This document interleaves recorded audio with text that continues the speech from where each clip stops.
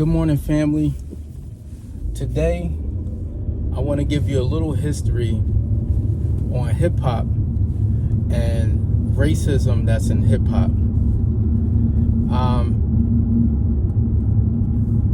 As you all know, I've been traveling pretty much back and forth through lately through West Virginia and Western Pennsylvania. I'm still trying to figure out, I don't want to say if I like it or not, because everywhere that you go, you have your pros and your cons, your positives and negatives, right? But what brought me, there's a couple different things that wanted me to have this conversation, basically. And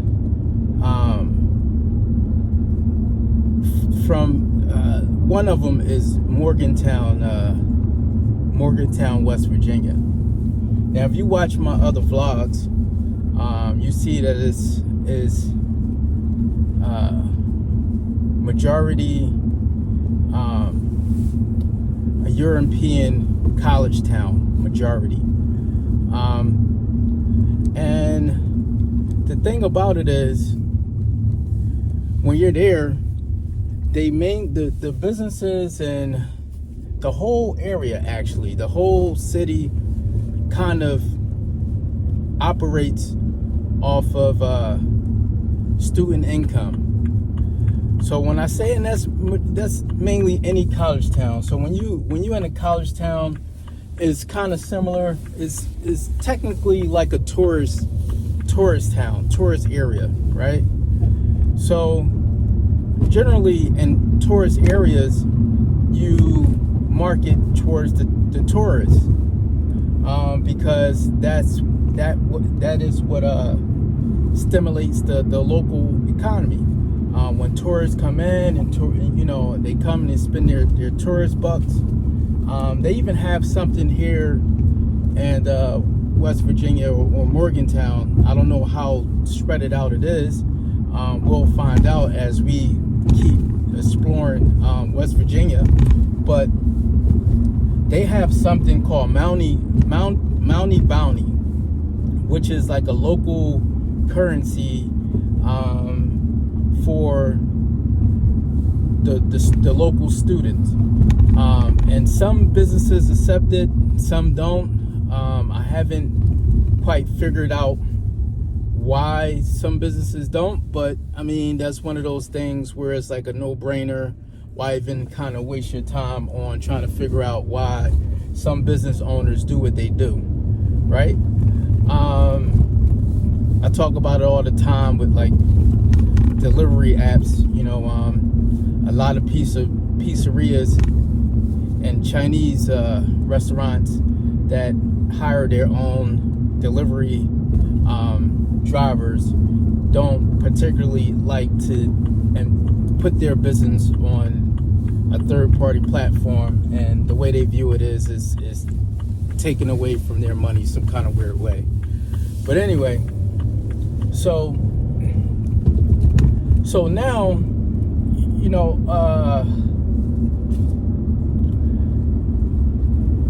what I'm seeing is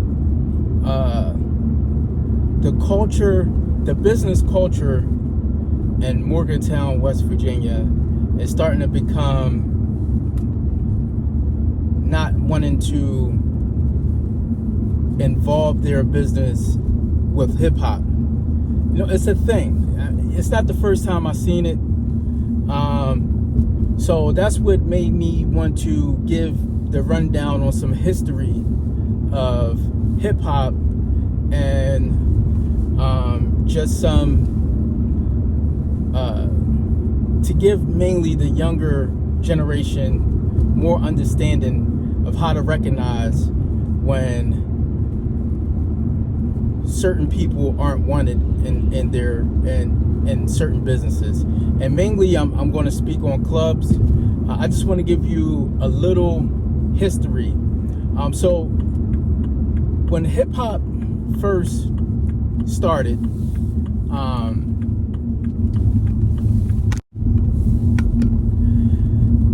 it was, you know, mainly party music. It still is. It's still party music. But you know, it went. So I want to say from the 70s, every decade or so, the sound changes, the culture kind of changes. So we're going to start off from the late 70s, right? Cool Herc, you know, Grandmaster Flash, you know, kind of your forefathers of hip hop, hip to the hippity hip hop, and you don't stop, none to the right, man, boogie to, up the boogie to the boogie to the boogie to B. Now that's how hip hop started, right? A lot of people may know that song, especially my age or definitely a little bit older, because it was different. You know, kind of like drill right now is different, right? So from that point to like the 80s, then the 80s you had Run DMC. This is when the 80s is when hip hop really started forming. Now, back when you had stores, music stores, record stores, basically, they didn't even know what genre should they put hip hop in, right? It started to be calling rap. If you don't know, rhythm and poetry. That's what rap stands for. Just like R&B, rhythm and blues. Okay. They were mixing it.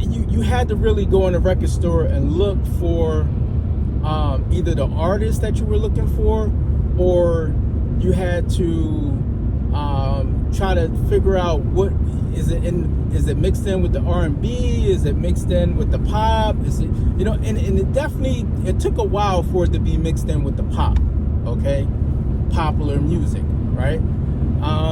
So once they finally figured it out, because a lot of record stores wouldn't. So now we're talking getting into a new decade, the 90s. Gangster rap came about. It's always a debate on who started gangster rap. A lot of people says that Philadelphia actually started it with Schoolie D. That's the thing. Ice-T, you know, from the West Coast, he says that he got it from Schoolie D. So it's a thing with that. Well, who technically started gangster hip hop or gangster rap, right? So when I first heard it, I want to say, or what first caught my attention, and I was like a hardcore fan, and still to this day I am, and you'll see why. But NWA was the first mainstream, I want to say, and it really wasn't mainstream, but the first really, when people started really recognizing gangster hip hop or gangster rap, right?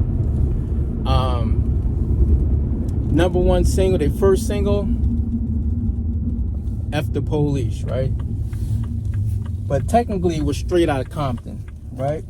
But what really hit was F the Police. Everybody, oh my God, I can't believe, did you hear that new record? They cursed on the record, right? So long story short, you had the 2 Live Crew from Florida, Uncle Luke, right? From Florida. They had basically like strippers on their album covers, you know, nude, and they wanted the band to cover. They wanted the band hip hop, you know, just like drill today, right? And so the album covers started coming with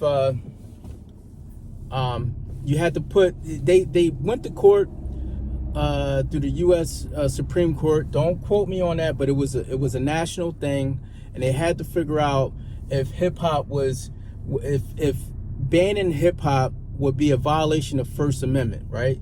It's a freedom of speech, right? And they came to realize that if people want to purchase or if people want to listen to a certain type of music, there's nothing wrong with that.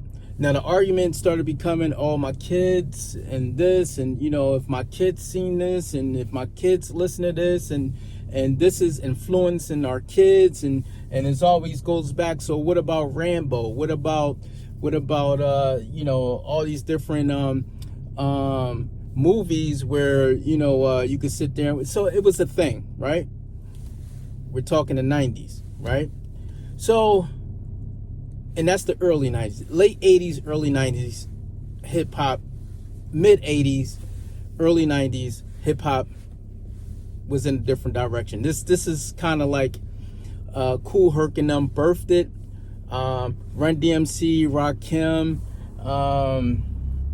there's a lot of different Big Daddy Kane, Coogee Rap. He's another one that they considered like to be like gangster music or gangster rap from the East Coast. But forgive me, I got to get some expensive gas. But long story short is that was from, like I said, the mid 80s to the early 90s, and then the 90s, the mid 90s, then that sound started shifting. Biggie, Tupac, all of that. Now, partially why I'm telling you this is because I feel like it's important for especially the young generation to understand how this thing evolved. The other reason why I'm telling you this is going back to Morgantown. They're kind of in the way banning hip hop, right? So, and hip hop is just not music. Hip hop is art. Graffiti art was an example. The way people dress is another example. So hip hop sort of sets the trends for fashion, for art, for language. And some people just don't want to accept that, right? So for a long time now, people have developed ways to monitor the crowd, or I'm trying to think of the word that I'm looking for, but without saying or picking and choosing who they want as their clientele, so on and so on, without saying stuff. So an example of that would be like dress code, right? Now, no hoodies, no hats, no sports teams, only shoes. You go to some of these places and they got a long list of things that they don't want. Everything on that list says we don't want a hip hop crowd. We don't want a younger crowd, or we don't want certain individuals to come to our business. Now that's one way. Another way that they used to do this, or they still do this, is by the liquor, and this should help some of the people who don't want hip hop people coming that don't know all the little tricks. Okay. The other way is the liquor, right? So for an example, you will go to a restaurant or bar and grill or club, and you ask for Hennessy. They don't sell Hennessy. You ask for Ciroc, they don't sell Ciroc, right? You ask for certain things, they just don't sell it, right? They don't carry it, right? This is their way of like saying we don't want, you might come there one time and don't go back because they don't have the stuff that you drink, right? That's another way of like, you know the word I'm looking for. I can't think of it, but it's like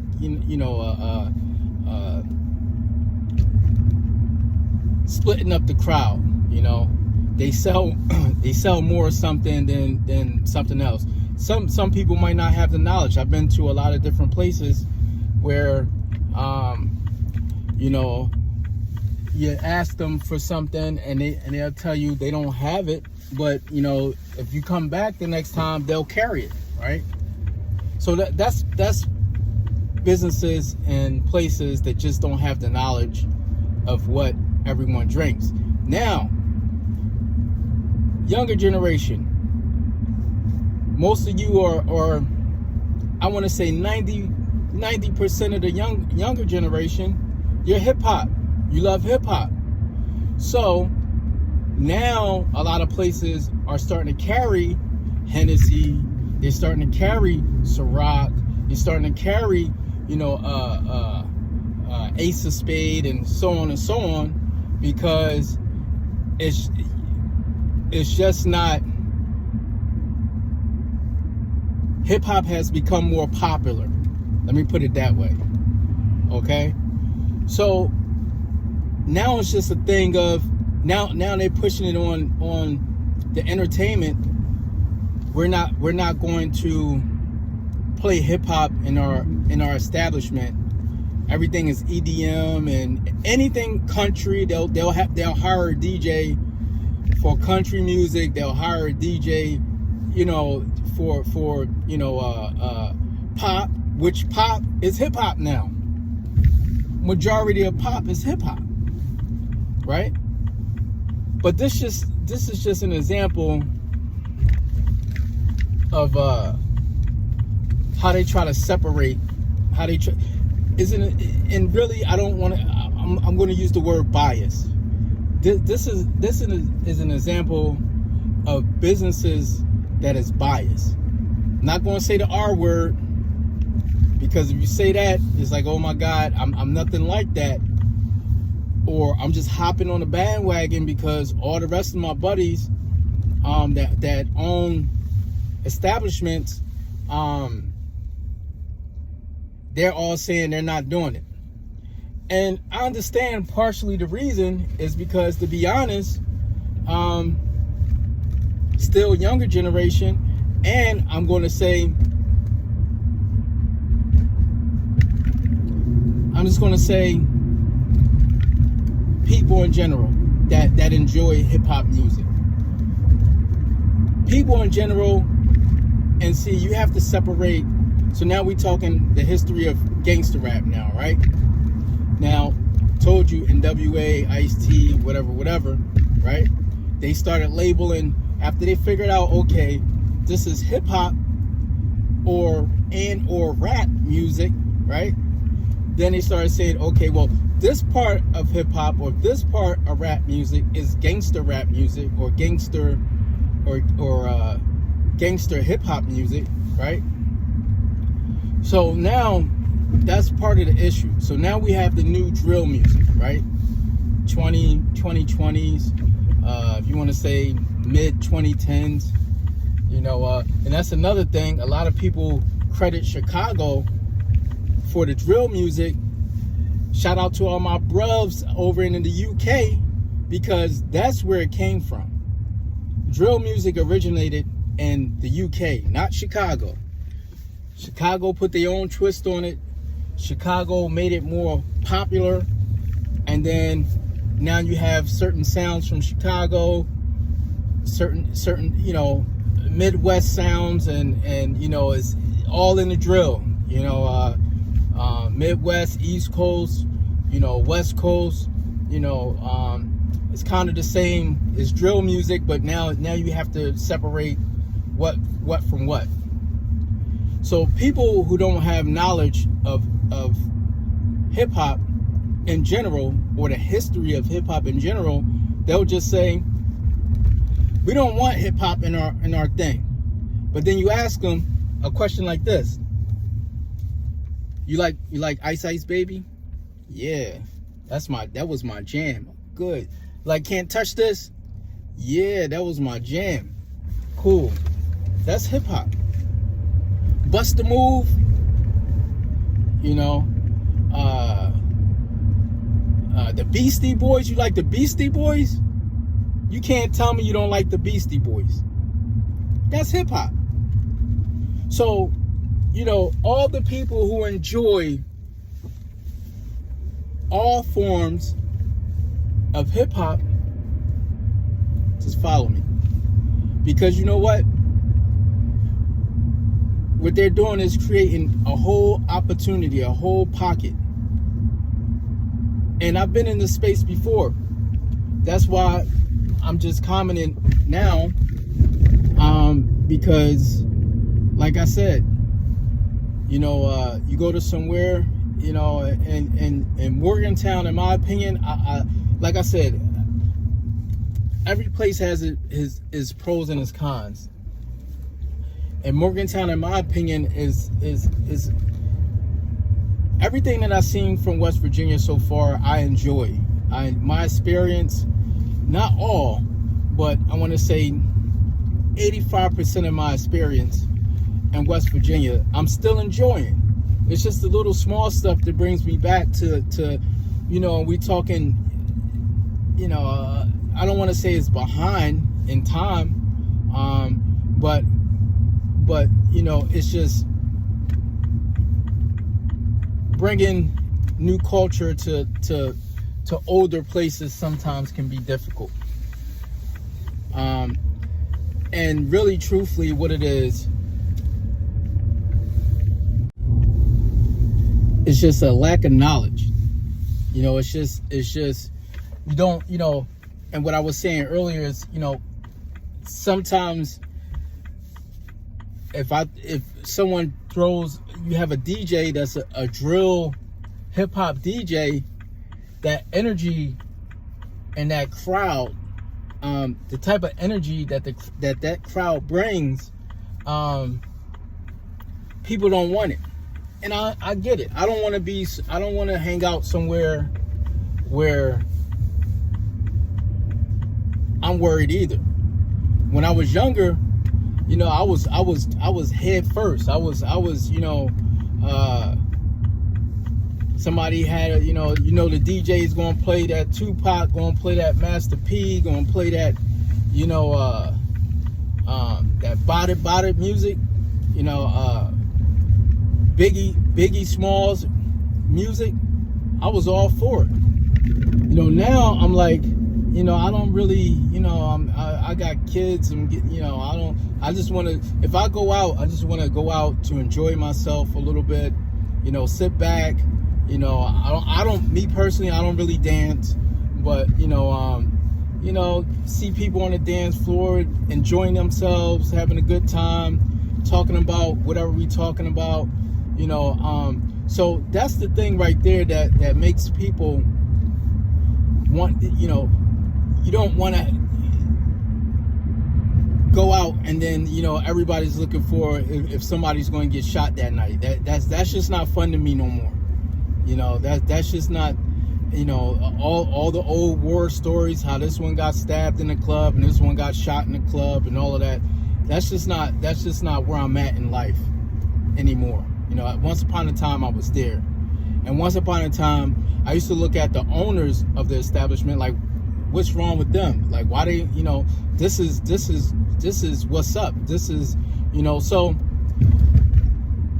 that's why a lot of people, and I'm saying this again, talking to the young people, you have to, if you're going out, you have to respect people's establishments.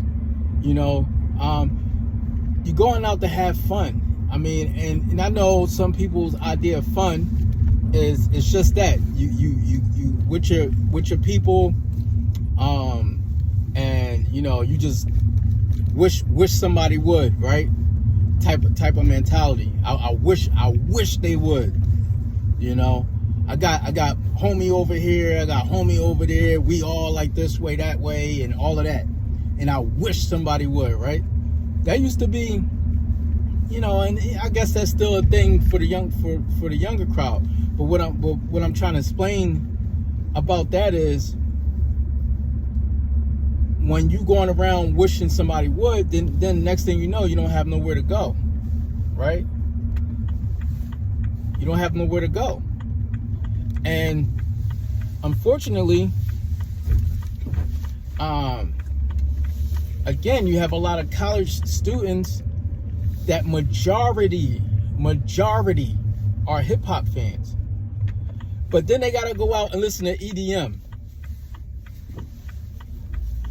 right? Because somebody said that this is a way to keep people out of their business, right? So with that said, again, I was raised on hip hop and R&B because, like I said, I'm from a time and place where hip hop was just being developed. So I understand more than most, because I always had that old soul. I was always around older people, always, so with that said, that's some history on hip hop. Younger people, you got to chill out. When you go out, and I know it's a thing, like you don't want to go out and be that one that didn't have it on them, and you get into something or some type of confrontation where the other person got it on them and you don't, and then you know what I mean. But my whole thing is, it shouldn't even be that type of vibe. It shouldn't be that type of vibe. It should be, when you're going out, you worked hard, hustled hard, whatever you did, you going out to relax. You going out to kick back, network, meet some new people, whatever you do, you going out to meet some new people, chilling, relaxing, not going out because, and for me, like I said, I'm creative. So I'll always come up with creative ways to in hip hop, I don't really listen to anything else. I mean, I will. I enjoy heavy music, or metal. I enjoy metal, some metal. I can kick back and listen to metal all day. I have, I enjoy R&B. I enjoy some country songs, some country music. I enjoy all kinds of music, but I prefer to listen to hip hop. That's my choice. That's how I dress. That's part of my culture. That's how I was raised. I was raised into hip hop. So I know how to do things, or how can I say? The last place that I had, I had the place for 4 years before we had any major incidents. And even a major incident that happened, it was fortunate that it wasn't that major, but, so no security, by the way. I didn't need security for 4 years. Didn't need security. It was all about people understanding that this is our place. This is our place to hang out. So let me ask you, West Virginia, what's your place? And I'm going to throw it out there. A lot of people, the number one place, and this is a shout out a little bit, the number one place for hip hop music to go to in Morgantown, West Virginia, is Liquid. The number two, I can't even really say, it might be the Bank, maybe. I'm still trying to figure it out. But I'm from what I'm hearing, the bank's not. It's a thing, it's a thing where people are not wanting to be involved with hip hop. Stupid to me. You can have country music and have and I know it's a different set of problems, but not really, because you go to some bars and that's the only thing they listen to is metal and country, and guess what? Somebody gets stabbed, somebody gets beat up, something happens. It's problematic all night. People can't hold their beer. They drinking beer and then got beer muscles and all of that. So and really, a lot of those places, they get destroyed because you got one Incredible Hulk type guy who's just sitting there drinking 12 beers, and next thing you know, he's slamming a chair or whatever, right? So it really doesn't make a difference when it comes to alcohol in general. Things happen, and I know that majority of more serious things that happen come from the hip hop community. So thanks for listening. Thanks for watching. I hope someone got some benefit out of this. If you share your opinion in the comments. I'm looking forward to, we got the truck 2 coming in West Virginia and in Pittsburgh, Pennsylvania, and possibly some parts of Ohio. I'm trying to figure it out. So the little bit in Cumberland, Maryland, we'll be visiting. But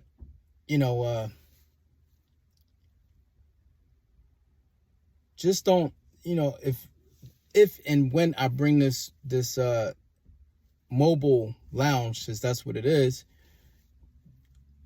just do the community a favor and just respect yourself. Just respect that I'm doing this for you. I'm not, I can be, I'm in the car right now. I can listen to whatever I want by myself, right? I'm doing this mainly for you. So I'm just asking, just understand that this is what's going on. Please be respectful to others. Please understand that while other people are banning hip hop technically, I'm still the one that's going to be trying to make sure that my people, the hip hop community I'm talking about, still have a place to go, still have a place that they can actually listen to, or that you can actually listen to music that you want to listen to. That's my whole thing. Peace and blessings. I'm out.